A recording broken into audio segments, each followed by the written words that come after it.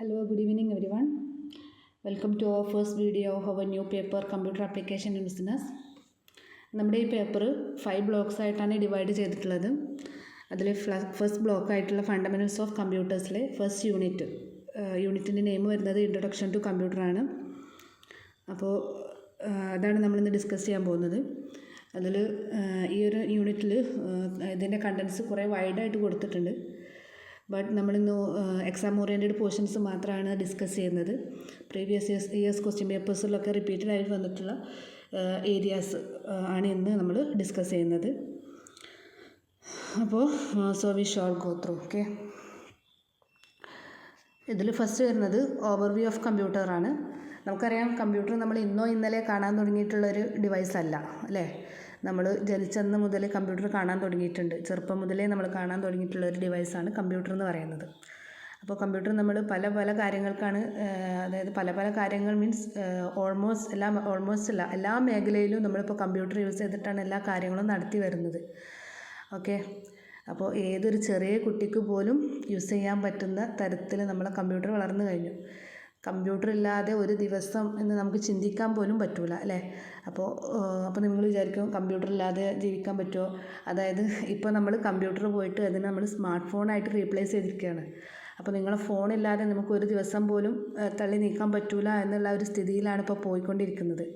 അത്രയും നമ്മൾ കമ്പ്യൂട്ടറിന് വാല്യൂ വന്നു കഴിഞ്ഞു, അല്ലേ? അപ്പോൾ കമ്പ്യൂട്ടർ നമ്മൾ ബേസിക്കായിട്ട് പറഞ്ഞിട്ടുണ്ടെങ്കിൽ കമ്പ്യൂട്ടർ എന്ന് പറഞ്ഞിട്ടുണ്ടെങ്കിൽ ഒരു ഇലക്ട്രോണിക് ഡിവൈസാണെന്ന് പറയാം. അപ്പോൾ നമ്മൾ ഏതൊരു ഡിവൈസാണ് കമ്പ്യൂട്ടറൈസ്ഡ് ഡിവൈസ് ആയാലും, അത് സ്മാർട്ട് ഫോൺ ആവട്ടെ, ലാപ്ടോപ്പ് ആവട്ടെ, ഡെസ്ക്ടോപ്പ് ആവട്ടെ, ഏത് തന്നെ ആയാലും നമ്മൾ മൾട്ടിപ്പിൾ ടാസ്കിന് വേണ്ടിയിട്ടാണ്, പല പല ടാസ്കുകൾക്ക് വേണ്ടിയിട്ടാണ് നമ്മൾ കമ്പ്യൂട്ടർ യൂസ് ചെയ്യുന്നത്. ബട്ട് ഇതിൽ നമ്മൾ ഏത് കമ്പ്യൂട്ടർ യൂസ് ചെയ്താലും സെയിം ഒരു ബേസിക്കായിട്ട് കമ്പ്യൂട്ടറിന് 4 ഓപ്പറേഷൻസ് ആണുള്ളത്. ആ 4 ഓപ്പറേഷൻസ് തന്നെയാണ് എല്ലാ തരം കമ്പ്യൂട്ടേഴ്സിലും നമ്മൾ യൂസ് ചെയ്യുന്നത്. 4 ഓപ്പറേഷൻസ് ഏതൊക്കെയാണെന്ന് വെച്ചാൽ, ടു അക്സെപ്റ്റ് ഡാറ്റ, അതിനെ നമ്മൾ ഇൻപുട്ട് ഓഫ് ഡാറ്റ എന്ന് പറയും. നമ്മൾ എന്ത് കാര്യം ചെയ്യുകയാണെങ്കിലും നമുക്കറിയാം, കമ്പ്യൂട്ടറിന് നമ്മൾ തന്നത്തെ വർക്ക് ചെയ്യൂല, അല്ലേ? നമ്മളൊരു കാര്യം അങ്ങോട്ട് പറഞ്ഞു കൊടുത്ത് ആ ഇൻസ്ട്രക്ഷൻസ് അനുസരിച്ച് മാത്രമേ കമ്പ്യൂട്ടർ വർക്ക് ചെയ്യുള്ളൂ. അപ്പോൾ ഇൻപുട്ട് ഓഫ് ഡാറ്റ എന്ന് പറയുന്നത് അതാണ്. അതായത് നമ്മൾ കീബോർഡ് വഴി ടൈപ്പ് ചെയ്ത് കൊടുക്കുന്നതോ, അല്ലെങ്കിൽ നമ്മൾ എന്തെങ്കിലും ഫോട്ടോ വീഡിയോ ഷെയർ ചെയ്യുന്നതോ, അല്ലെങ്കിൽ നമ്മൾ വോയിസൊക്കെ വാട്സപ്പിലൊക്കെ വോയിസ് നോട്ടൊക്കെ അയക്കുമല്ലോ, അതൊക്കെ അതിൽ പെടും. അതായത് നമ്മൾ കമ്പ്യൂട്ടറിന് അങ്ങോട്ട് കൊടുക്കുന്നതിന് ഔട്ട്സൈഡ് വേൾഡിൽ നിന്ന് കമ്പ്യൂട്ടറിൻ്റെ അകത്തേക്ക് നമ്മൾ മൗസോ കീബോർഡ് സ്പീക്കറൊക്കെ വെച്ചിട്ട് നമ്മൾ കമ്പ്യൂട്ടറിനകത്തേക്ക് ഡാറ്റ കൊടുക്കുന്നതിനാണ് നമ്മൾ ഇൻപുട്ട് ഓഫ് കമ്പ്യൂട്ടർ എന്ന് പറയാം. അപ്പോൾ ഫസ്റ്റ് ഓപ്പറേഷനായി വരുന്നത് ഇൻപുട്ടാണ്. ആൻഡ് ദെൻ സെക്കൻഡ് വൺ എന്ന് പറയുന്നത് നമ്മൾ കൊടുത്തിട്ടുള്ള ഇൻപുട്ടിനെ പ്രോസസ്സ് ചെയ്യുക എന്നുള്ളതാണ് കമ്പ്യൂട്ടർ ചെയ്യുന്ന പണി. ഓക്കെ, അപ്പോൾ നമ്മൾ കൊടുത്ത ഡാറ്റ പ്രോസസ്സ് ചെയ്യുന്നതിനെ നമ്മൾ ഡാറ്റ പ്രോസസ്സിംഗ് എന്ന് പറയും. അത് കഴിഞ്ഞിട്ട് പ്രോസസ്സിങ് കഴിഞ്ഞു, നമുക്ക് എന്താണോ റിസൾട്ട് വേണ്ടത് അത് നമുക്ക് ഔട്ട്സൈഡ് വേൾഡിലേക്ക് ഔട്ട്പുട്ടായിട്ട് തരുന്നതിന് മൂന്നാമത്തെ ഓപ്പറേഷൻ പ്രൊഡ്യൂസ് ഔട്ട്പുട്ട് എന്ന് പറയും. അത് കഴിഞ്ഞിട്ട് നമ്മൾ ഈ ചെയ്യുന്ന കാര്യങ്ങളൊക്കെ കമ്പ്യൂട്ടറിൽ സ്റ്റോർ ആവും, അല്ലേ? ഫോണിലായാലും കമ്പ്യൂട്ടറിലായാലും നമ്മൾ എന്ത് കാര്യങ്ങൾ ചെയ്താലും സ്റ്റോർ ആവും. അപ്പോൾ സ്റ്റോറേജ് ഓഫ് ഡാറ്റ, ഇങ്ങനെ 4 ബേസിക് ഓപ്പറേഷൻസാണ് കമ്പ്യൂട്ടറിനുള്ളത്. ഒന്നും കൂടെ റിപ്പീറ്റ് ചെയ്യാം. First input of data, second one processing of data, third one output of data, and last one storage of data. Okay ആണല്ലോ? അപ്പോൾ നമ്മൾ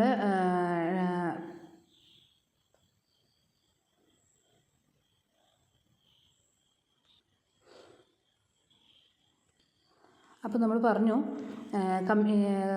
നമ്മളൊരു 2-3 വർഷം മുന്നേ യൂസ് ചെയ്തിരുന്ന കമ്പ്യൂട്ടർ ഇപ്പോൾ നമ്മൾ സ്മാർട്ട് ഫോണായിട്ട് റീപ്ലേസ് ചെയ്തിരിക്കുകയാണ്, അല്ലേ? ഇപ്പോൾ സ്മാർട്ട് ഫോണാണ് നമ്മളെല്ലാവരും യൂസ് ചെയ്യുന്നത്. ഇപ്പോൾ നമ്മളൊരു ചെറിയൊരു കടയിൽ പോയാൽ വരെ അവിടെ എന്തുണ്ട്, ബില്ലിങ്ങിന് കമ്പ്യൂട്ടർ ഉണ്ട്. അപ്പോൾ കമ്പ്യൂട്ടർ ആവണമെന്നില്ല, ആ കടയിൽ ചേട്ടൻ എന്ത് ചെയ്യും, മൊബൈൽ ഫോൺ വെച്ചിട്ട് ബില്ലിങ് ചെയ്യും, അല്ലേ? ഐറ്റംസിൻ്റെ നെയിമൊക്കെ അതിൽ അടിച്ചു കൊടുത്തിട്ട് ബില്ലിങ് ചെയ്യും, നമ്മളെ തെർമൽ പ്രിൻ്ററൊക്കെ വെച്ചിട്ട്. അപ്പോൾ അന്നത്തെ കമ്പ്യൂട്ടർ, അതായത് എന്താണ് നമ്മൾ സ്മാർട്ട് ഫോൺ റീപ്ലേസ് ചെയ്യാൻ കാരണം എന്താണ്? പോർട്ടബിളാണ് സ്മാർട്ട് ഫോൺ എന്ന് പറയുന്നത്. നമുക്ക് ഏത് ടൈമിൽ വേണമെങ്കിലും നമ്മൾ പോക്കറ്റിലിട്ടിട്ട് എവിടെ വേണമെങ്കിലും എവിടെ നിന്ന് വേണമെങ്കിലും നമുക്ക് യൂസ് ചെയ്യാം. നമുക്ക് ഭയങ്കര കംഫർട്ടബിളാണ്. ഒരു വീഡിയോ കാണാനാണെങ്കിലും ഫിലിം കാണാനാണെങ്കിലും യൂസ് ചെയ്യാനാണെങ്കിലും ലാപ്ടോപ്പൊക്കെ കൊണ്ട് നടക്കുന്ന മാതിരി കൊണ്ട് നടക്കണ്ട അല്ലേ. അപ്പോൾ അതുകൊണ്ട് തന്നെയാണ് നമ്മൾ സ്മാർട്ട് ഫോൺ അതുമായിട്ട് റീപ്ലേസ് ചെയ്തിട്ടുള്ളത്. പിന്നെ കീബോർഡ്, മൗസ്, CPU എന്ന് പറഞ്ഞിട്ട് വെവ്വേറെ ഡിവൈസ് ആയിട്ടില്ല. പെരിഫറൽസ് ഒന്നും സെപ്പറേറ്റ് അല്ല.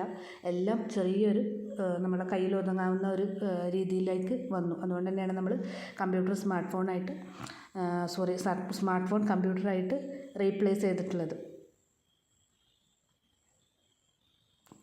ഇനി നെക്സ്റ്റ് വരുന്നത് ഇവാലുവേഷൻ ഓഫ് കമ്പ്യൂട്ടേഴ്സാണ്. നെക്സ്റ്റ് നമ്മുടെ ടോപ്പിക്ക് വരുന്നത് ഇവാലുവേഷൻ ഓഫ് കമ്പ്യൂട്ടേഴ്സാണ്. ഇതിൽ വന്നിട്ട് ജനറേഷൻസ് ഓഫ് കമ്പ്യൂട്ടേഴ്സാണ് പറയുന്നത്. ഫസ്റ്റ് ജനറേഷൻ കമ്പ്യൂട്ടറാണ്. അതിൽ കമ്പ്യൂട്ടറിൻ്റെ ലൈഫ് ടൈം, ഫസ്റ്റ് ജനറേഷൻ കമ്പ്യൂട്ടറിൻ്റെ ലൈഫ് ടൈം എന്ന് പറയുന്നത് 1940 to 1956 വരെയായിരുന്നു. ഫസ്റ്റ് ജനറേഷനെ കുറിച്ച് പറയുകയാണെങ്കിൽ ഫസ്റ്റ് ജനറേഷൻ കമ്പ്യൂട്ടറിൽ വാക്വം ട്യൂബ്സ് ആയിരുന്നു യൂസ് ചെയ്തിട്ടുണ്ടായിരുന്നത്. അതുപോലെ മെമ്മറിക്ക് വേണ്ടിയിട്ട് മാഗ്നറ്റിക് ഡ്രംസും ആണ് യൂസ് ചെയ്തിട്ടുണ്ടായിരുന്നത്. ഇതിൻ്റെ സൈസ് വന്നിട്ട് ഒരു എൻ്റെ റൂമിൻ്റെ ഓൾമോസ്റ്റ് സ്പേസിൽ മൊത്തം ഈ ഒരു കമ്പ്യൂട്ടറായിരുന്നു ഉണ്ടായിരുന്നത്. അത്രയും സൈസായിരുന്നു ഈ ഫസ്റ്റ് ജനറേഷൻ കമ്പ്യൂട്ടറിന് വരുന്നത്. അതുപോലെ ഫസ്റ്റ് ജനറേഷൻ കമ്പ്യൂട്ടറിൽ ലാർജ് എമൗണ്ട് ഓഫ് ഇലക്ട്രിസിറ്റി ആവശ്യമായിരുന്നു വർക്ക് ചെയ്യാൻ വേണ്ടിയിട്ട്. അതുപോലെ ഭയങ്കരമായിട്ടുള്ള ഹീറ്റും ഇത് പ്രൊഡ്യൂസ് ചെയ്തിട്ടുണ്ടായിരുന്നു.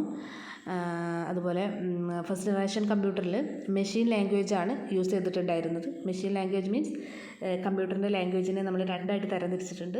ലോ ലെവൽ ലാംഗ്വേജും ഹൈ ലെവൽ ലാംഗ്വേജും. അതിൽ ലോ ലെവൽ ലാംഗ്വേജ് എന്ന് പറയുന്നതാണ് നമ്മുടെ മെഷീൻ ലാംഗ്വേജ്.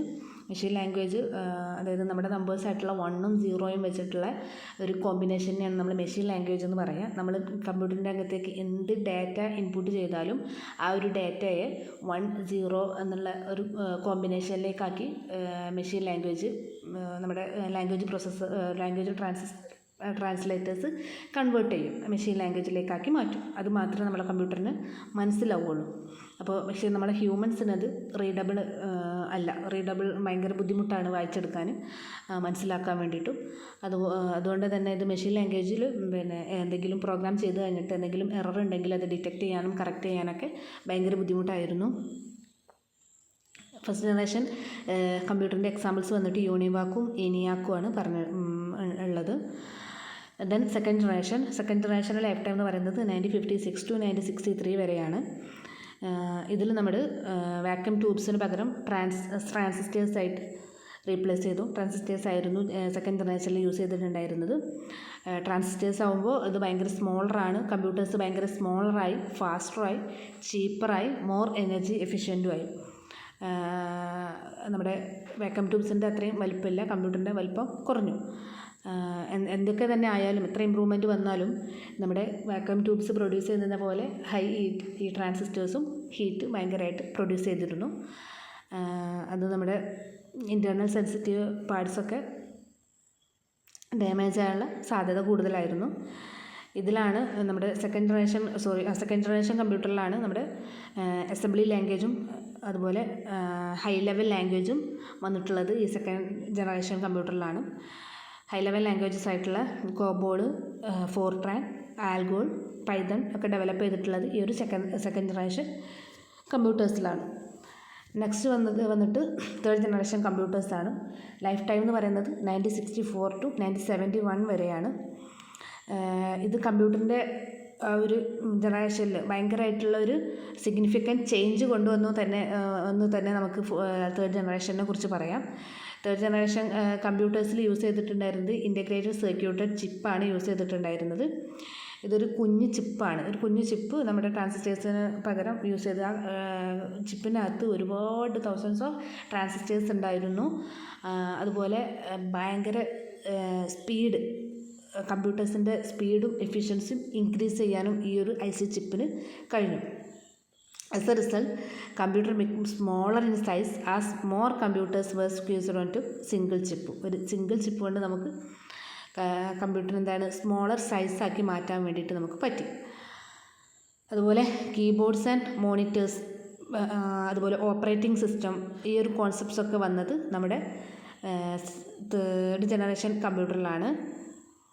തേർഡ് ജനറേഷൻ കമ്പ്യൂട്ടറിൻ്റെ എക്സാംസ് ആയിട്ട് വരുന്നത് IBM 360 ആൻഡ് CDC 6400. നെക്സ്റ്റ് വന്നിട്ട് നമ്മുടെ ഫോർത്ത് ജനറേഷനാണ്. ഫോർത്ത് ജനറേഷൻ്റെ ലൈഫ് ടൈം എന്ന് പറയുന്നത് 1972 ടു 2010 വരെയാണ്. ഇതിൽ നമ്മുടെ IC ചിപ്പിന് പകരം മൈക്രോ പ്രോസസ്സേഴ്സ് ആയിരുന്നു യൂസ് ചെയ്തിട്ടുണ്ടായിരുന്നത്. മൈക്രോ പ്രോസസ്സർ ഒരു കുഞ്ഞ് സിംഗിൾ ചിപ്പാണ്.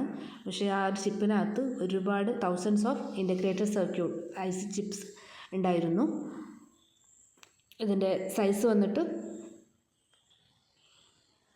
ഇതിൻ്റെ സൈസ് വന്നിട്ട് വെരി സ്മോളാണ് നമ്മളെ കമ്പ്യൂട്ടറിൻ്റെ സൈസ് വന്നത്. അതായത് നമ്മളൊരു ഹാൻഡിൻ്റെ പാമിൽ അടങ്ങുന്ന അത്രയും വലിപ്പമുള്ള കമ്പ്യൂട്ടറുകൾ വരെ നമുക്ക് ഈ ഒരു ഫോർത്ത് ജനറേഷനിലാണ് വന്നിട്ടുള്ളത്.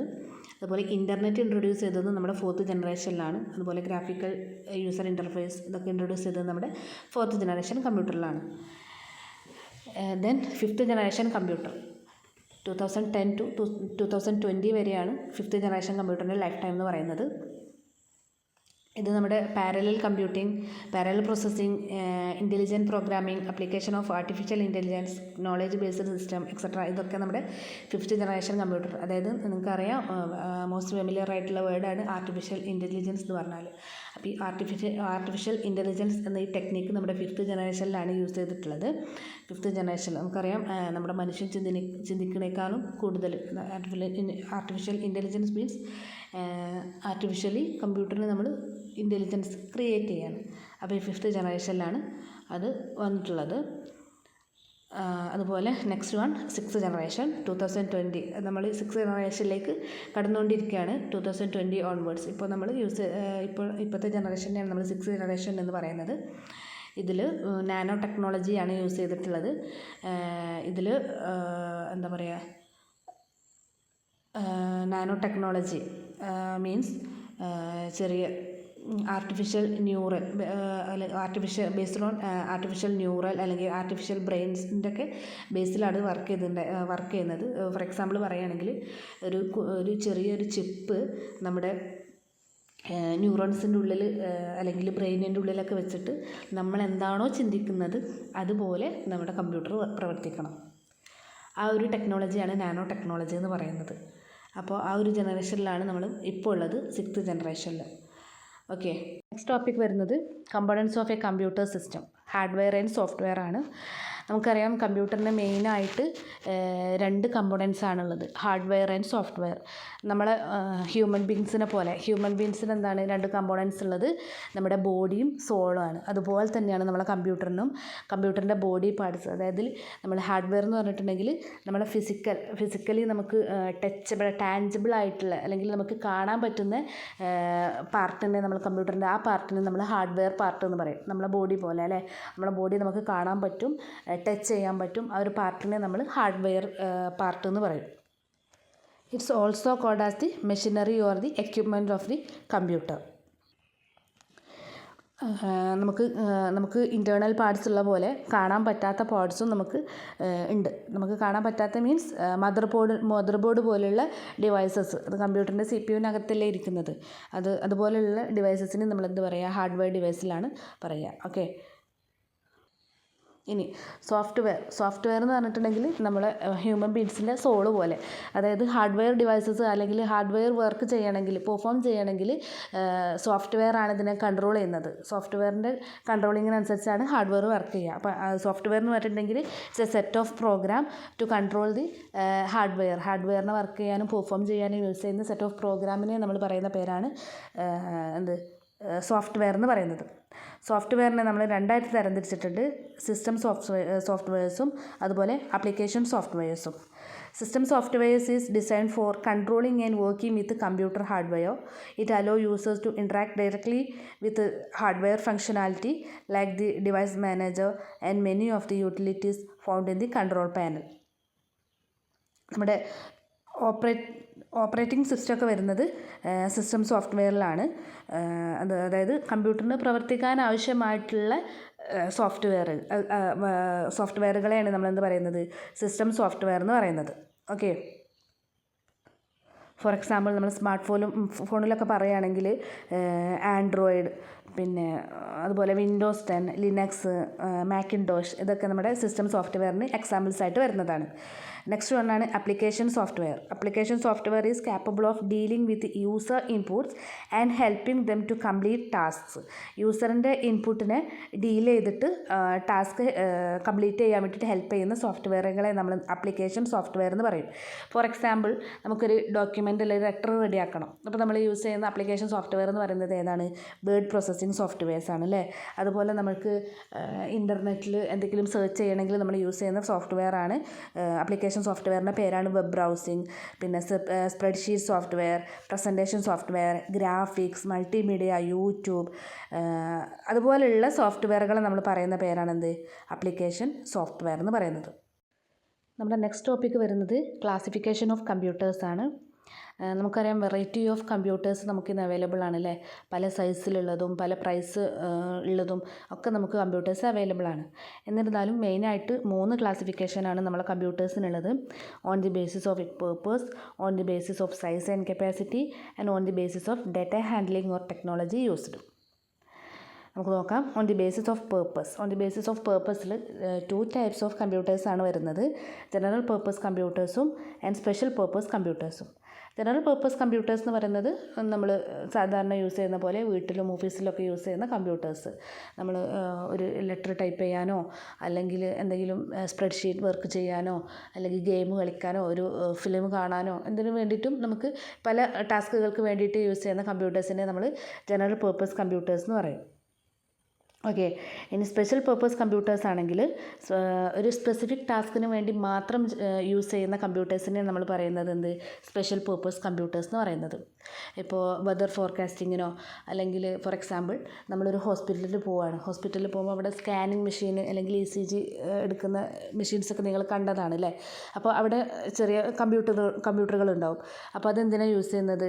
ആ ഒരു സ്കാനിങ് മെഷീൻ്റെ അടുത്തൊരു കമ്പ്യൂട്ടർ ഉണ്ടെങ്കിൽ അതിൻ്റെ റിസൾട്ട് നമുക്ക് കാണിക്കാൻ വേണ്ടിയിട്ടുള്ള മാത്രം യൂസ് ചെയ്യുന്ന കമ്പ്യൂട്ടേഴ്സാണ്. അത് ആ ഒരു സ്പെസിഫിക് ടാസ്കിന് മാത്രമേ അത് പറ്റുള്ളൂ. ഇനി വേറൊരു എക്സാമ്പിൾ പറയുകയാണെങ്കിൽ നമ്മൾ ATM കൗണ്ടറിൽ കയറി കഴിഞ്ഞാൽ അവിടെ ഒരു കമ്പ്യൂട്ടർ ഉണ്ടാവും. അതെന്തിനാണ് യൂസ് ചെയ്യുന്നത്? നമ്മുടെ ബാലൻസ് അറിയാനും അല്ലെങ്കിൽ നമുക്ക് പിന്നെ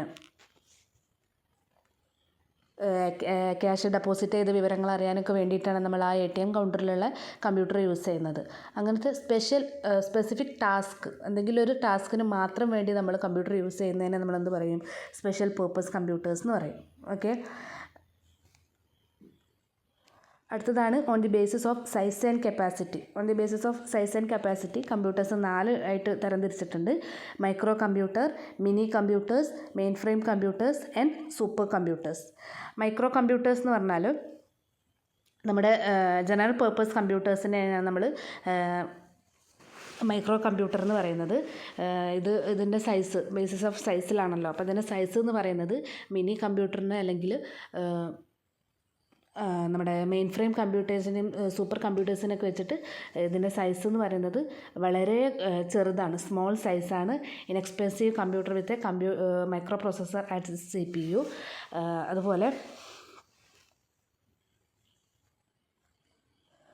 ഇത് നമ്മൾ എന്തെങ്കിലും കമ്പ്യൂട്ടേഷനും കാൽക്കുലേഷൻസിനൊക്കെ വേണ്ടിയിട്ടാണ് യൂസ് ചെയ്യുന്നത്. അതുപോലെ വീട്ടിൽ എഡ്യൂക്കേഷൻ ഇൻസ്റ്റിറ്റ്യൂഷനിൽ ഓഫീസസിലൊക്കെ യൂസ് ചെയ്യുന്ന കമ്പ്യൂട്ടേഴ്സിനെയാണ് നമ്മൾ മൈക്രോ കമ്പ്യൂട്ടർ എന്ന് പറയുന്നത്.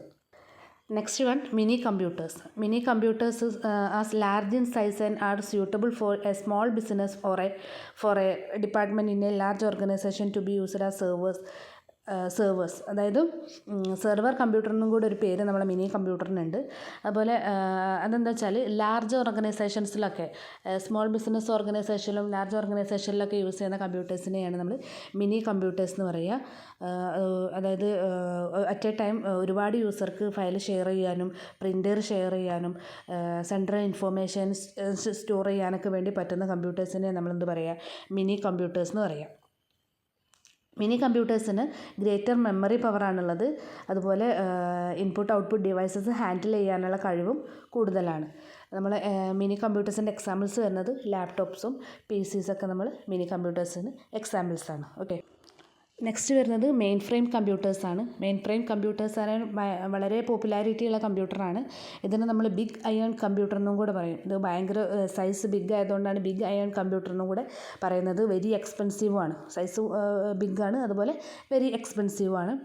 ഇത് നമ്മൾ എന്തിനാണ് യൂസ് ചെയ്യുന്നത് വെച്ചാൽ, ഇതിൻ്റെ പ്രത്യേകത എന്താ വെച്ചാൽ ഇതിന് ഭയങ്കര സ്റ്റോറേജ് കപ്പാസിറ്റി കൂടുതലാണ്. അറ്റ് എ ടൈമിൽ തൗസൻഡ്സ് ഓഫ് യൂസേഴ്സിന് ഇത് ഒരുമിച്ച് യൂസ് ചെയ്യാമെന്നുള്ളതാണ് ഇതിൻ്റെ പ്രത്യേകത. ഇത് സാധാരണയായിട്ട് യൂസ് ചെയ്യുന്നത് ബിഗ് ഓർഗനൈസേഷൻ സച്ച് ആസ് ബാങ്കുകളിൽ, അതുപോലെ നമ്മുടെ ഇ-കൊമേഴ്സ് പോർട്ടൽസ്, നമ്മൾ ഓൺലൈൻ ബിസിനസ്സൊക്കെ ചെയ്യുമല്ലോ, നമ്മളൊക്കെ പർച്ചേസ് ചെയ്യുന്നവരാണ് ഓൺലൈനായിട്ട്. അപ്പോൾ അതിൻ്റെ വർക്കുകളും കാര്യങ്ങളൊക്കെ നമ്മുടെ മെയിൻ ഫ്രെയിം കമ്പ്യൂട്ടേഴ്സ് വെച്ചിട്ടാണ് ചെയ്യുന്നത്. അതുപോലെ ഇൻഷുറൻസ് കമ്പനീസ്, റെയിൽവേസ്, എയർലൈൻസുകളൊക്കെ യൂസ് ചെയ്യുന്നത് മെയിൻ ഫ്രെയിം കമ്പ്യൂട്ടേഴ്സാണ്. Next one super computer. ഇന്ന് അവൈലബിൾ ആയിട്ടുള്ള കമ്പ്യൂട്ടേഴ്സിൽ ഏറ്റവും പവർഫുൾ ആയിട്ടുള്ള computers, one of the powerful computer എന്ന് പറയുന്നത് നമ്മുടെ സൂപ്പർ കമ്പ്യൂട്ടേഴ്സാണ്. ഇത് ഭയങ്കര ഹൈ ലെവൽ പെർഫോമൻസ് ആണ് സൂപ്പർ കമ്പ്യൂട്ടേഴ്സിനുള്ളത്. ഭയങ്കര പവർഫുള്ളാണ്, അതുകൊണ്ട് തന്നെ ഇത് വെരി എക്സ്പെൻസീവും കൂടെയാണ്.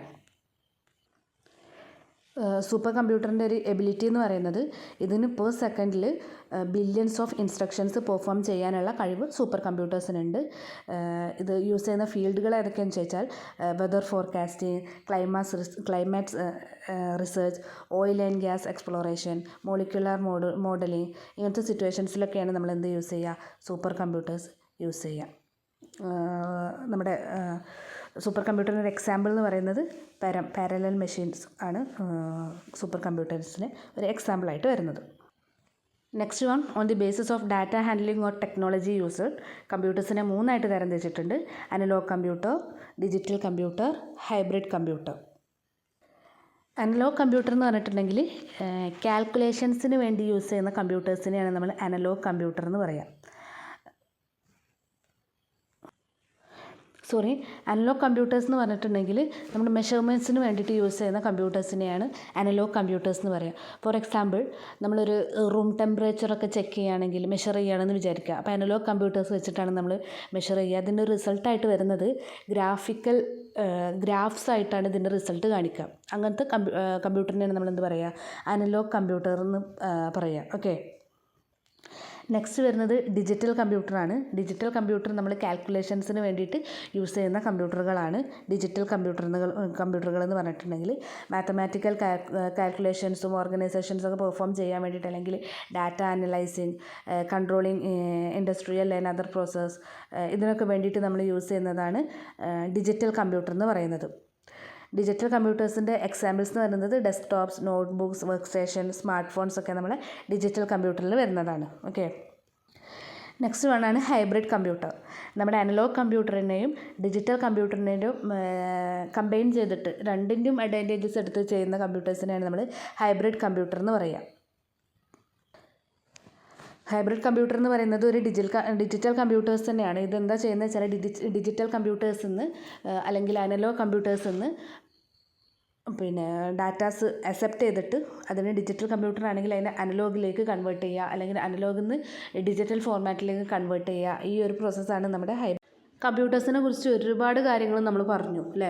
അപ്പോൾ നമ്മുടെ കമ്പ്യൂട്ടർ നമ്മുടെ ഡെയിലി ലൈഫിൽ കമ്പ്യൂട്ടേഴ്സിൻ്റെ യൂസേജ് കൊണ്ട് ഹ്യൂമൻസിന് വരെ നമ്മുടെ ലൈഫ് സ്റ്റൈൽ ഭയങ്കര ഫാസ്റ്ററും ഈസിയറും ആക്കാൻ കമ്പ്യൂട്ടറിന് സാധിച്ചു. അപ്പോൾ കമ്പ്യൂട്ടറിന് ഒരുപാട് അഡ്വാൻറ്റേജസും ഡിസഡ്വാൻറ്റേജസും ഉണ്ടാവും. നമുക്കറിയാം ഏതൊരു കാര്യമാണെങ്കിലും അതിനെന്തുണ്ടാവും, ഡ്രോബാക്കുകളും ഉണ്ടാവും, അതുപോലെ അഡ്വാൻറ്റേജസും ഉണ്ടാവും. അപ്പോൾ കമ്പ്യൂട്ടറിൻ്റെ അഡ്വാൻറ്റേജസും അതുപോലെ ഡിസഡ്വാൻറ്റേജസ് എന്തൊക്കെയാണെന്നാണ് നെക്സ്റ്റ് ടോപ്പിക്കിൽ വരുന്നത്. അല്ല, അഡ്വാൻറ്റേജസ് ഓഫ് കമ്പ്യൂട്ടേഴ്സിൽ 5 പറഞ്ഞിട്ടുള്ളത്. ഒന്ന് multi tasking, speed, storage, accuracy and data security. First one, multi tasking. Multi tasking എന്ന് പറഞ്ഞിട്ടുണ്ടെങ്കിൽ അറ്റ് എ ടൈമിൽ നമുക്ക് ഒരുപാട് കാര്യങ്ങൾ നമുക്ക് ഒരുമിച്ച് ചെയ്യാം എന്നുള്ളതാണ് മൾട്ടി ടാസ്കിങ് കൊണ്ട് ഉദ്ദേശിക്കുന്നത്. ഫോർ എക്സാമ്പിൾ, നമ്മളിപ്പോൾ എന്തെങ്കിലും നിങ്ങൾ കമ്പ്യൂട്ടറിൽ എന്തെങ്കിലും ഡോക്യുമെൻ്റ് റെഡിയാക്കുക അല്ലെങ്കിൽ എന്തെങ്കിലും സ്പ്രെഡ്ഷീറ്റ് വർക്കുകൾ ചെയ്യുക, കാൽക്കുലേഷൻസ് ചെയ്യുകയാണെങ്കിൽ നിങ്ങൾക്ക് അതിൻ്റെ ഇടയിൽ ഫിലിം കാണണം അല്ലെങ്കിൽ എനിക്കൊരു ഗെയിം കളിക്കണം എന്നൊക്കെ തോന്നുകയാണെങ്കിൽ അപ്പം തന്നെ നമുക്ക് അതിലേക്ക് സ്വിച്ച് ചെയ്യാൻ വേണ്ടി പറ്റും. നമ്മൾ ഡെയിലി ലൈഫിൽ സ്മാർട്ട് ഫോൺസ് യൂസ് ചെയ്യുന്നവരാണ്. നമ്മൾ സ്മാർട്ട് ഫോണിൽ നമ്മുടെ ഫോണിൽ എന്തെങ്കിലും ഒരു വർക്ക് ചെയ്തുകൊണ്ടിരിക്കുമ്പോൾ നമുക്ക് പെട്ടെന്ന് വാട്സപ്പ് ചെക്ക് ചെയ്യണമെന്ന് കണ്ടാൽ നമുക്ക് എന്ത് ചെയ്യാം, വാട്സപ്പ് ചെക്ക് ചെയ്യാം, അല്ലെങ്കിൽ ഇൻസ്റ്റാഗ്രാം ചെക്ക് ചെയ്യാം, ഫേസ്ബുക്ക് ചെക്ക് ചെയ്യാം, ഒക്കെ ചെയ്യാം അല്ലേ. അപ്പോൾ ഒരു അറ്റ് എ ടൈമിലാണ് നമ്മൾ ഈ കാര്യങ്ങളൊക്കെ ചെയ്യുന്നത്. അപ്പോൾ മൾട്ടി ടാസ്കിംഗ് എന്ന് പറഞ്ഞിട്ടുള്ളത് വലിയൊരു അഡ്വാൻറ്റേജ് ആണ് കമ്പ്യൂട്ടറിന്. ഓക്കെ ആണല്ലോ. നെക്സ്റ്റ് വൺ സ്പീഡ് എന്ന് പറയുന്നത് നമ്മൾ ഹ്യൂമൻസിനെ കമ്പയർ ചെയ്യുമ്പോൾ ഹ്യൂമൻസ് ചെയ്യുന്ന, അതായത് നമ്മൾ ചിലപ്പം ഒരു മാസം കൊണ്ട് ചെയ്യാനെടുക്കുന്ന ജോലി കമ്പ്യൂട്ടറിന് ചിലപ്പം 2 hours മാത്രം മതിയാവും. അത്രയ്ക്കും സ്പീഡാണ് കമ്പ്യൂട്ടർ എന്ന് പറയുന്നത്. One of the major advantage of computer is their incredible speed. Okay.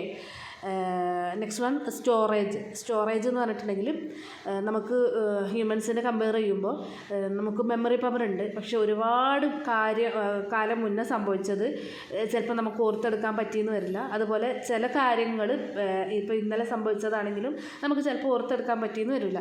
പക്ഷെ കമ്പ്യൂട്ടറിൻ്റെ സ്റ്റോറേജ് എന്ന് പറയുന്നത്, മെമ്മറി പവർ എന്ന് പറയുന്നത് ഭയങ്കര ഹൈ ആണ്.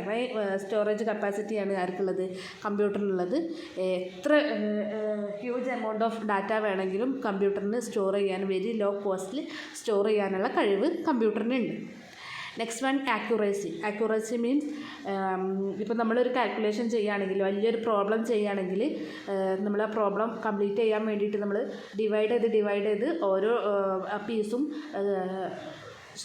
സോൾവ് ചെയ്ത് ഇങ്ങനെ വരികയാണെന്ന് വിചാരിക്കാം. അപ്പോൾ നമ്മൾ ഏതെങ്കിലും ഒരു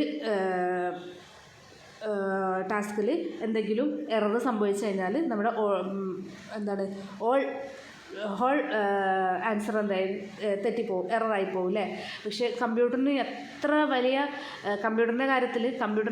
വലിയ കാൽക്കുലേഷൻസും എത്ര വലിയ വർക്ക് കൊടുത്തു കഴിഞ്ഞാലും ആക്യുറേറ്റായിട്ട് നമ്മുടെ ആൻസർ തെറ്റാതെ ആക്യുറേറ്റായിട്ട് നമുക്ക് കംപ്ലീറ്റ് ചെയ്ത് തരാൻ വേണ്ടിയിട്ടുള്ള കഴിവ് ആർക്കുണ്ട്, കമ്പ്യൂട്ടറിനുണ്ട്. പക്ഷേ നമ്മൾ കൊടുക്കുന്ന ഇൻസ്ട്രക്ഷൻസിനനുസരിച്ചാണ് കേട്ടോ കമ്പ്യൂട്ടർ വർക്ക് ചെയ്യുക.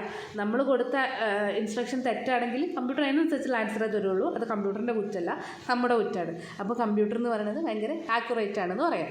Next data security means protecting the digital data and information from any unauthorised access or breach. നമ്മൾ കൊടുക്കുന്ന ഇൻഫോർമേഷൻസ് മറ്റൊരാൾ, അതായത് നമ്മളോ കമ്പ്യൂട്ടർ അല്ലാതെ മറ്റൊരു അൺഓതറൈസ്ഡ് ആക്സസിൽ നിന്നും പ്രൊട്ടക്റ്റ് ചെയ്യാനുള്ള കഴിവിനെയാണ് നമ്മൾ പറയുന്നത്, ഡാറ്റ സെക്യൂരിറ്റി എന്ന് പറയുന്നത്.